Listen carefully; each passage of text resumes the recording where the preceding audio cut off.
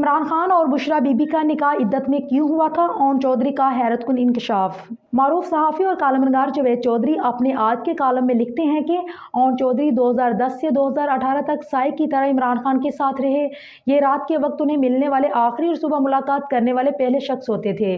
चनाचे ये इमरान खान की ज़िंदगी के अहम तरीन दौर के अहम तरीन शाहिद हैं। मुझे चंद दिन कबल ओन चौधरी ने अपने घर पर नाश्ते की दावत दी। मैं 2 घंटे उनके साथ बैठा रहा और मैंने उनसे जो कुछ पूछा उन्होंने मुझे बिला झिझक बता दिया।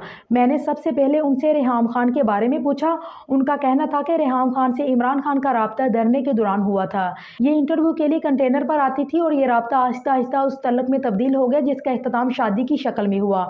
मैंने पूछा क्या ये निकाह 10 मुहर्रम को हुआ था? ये बोले ये खबर गलत है, रेहाम से इमरान खान का निकाह 5 मुहर्रम को हुआ था और हमने ये खुफिया रखा था। रेहाम खान ने निकाह पर किसी किस्म की कोई शर्त नहीं रखी थी। हक महर भी शरई था। मैंने पूछा निकाह के बाद क्या हुआ तो ये बोले 16 दिसंबर 2014 को APS पेशावर का वाकया पेश आया, हमारा धरना खत्म हो गया और 8 जनवरी 2015 को हमने रेहाम खान से शादी डिक्लेयर कर दी। मीडिया ने APS के वाकये और खान की शादी को एक साथ चलाकर हमारी मत मार दी, लेकिन खान साहिब इन बातों से नहीं घबराते। रेहाम खान बनी गाला आ गई और उसने घर संभाल लिया, लेकिन फिर दोनों के दरमियान झगड़े शुरू हो गए। खान साहब ने उन्हें तलाक की ईमेल कर दी और बार बार कहते थे कि ये मैंने क्या किया, उसके 3 बच्चे हैं, अब उसका क्या बनेगा, मैंने बुरा किया और हम उन्हें तसल्ली देते रहे, लेकिन उनकी परेशानी बढ़ती चली गई। मैं डर गया और ज़्यादातर उनके साथ रहने लगा।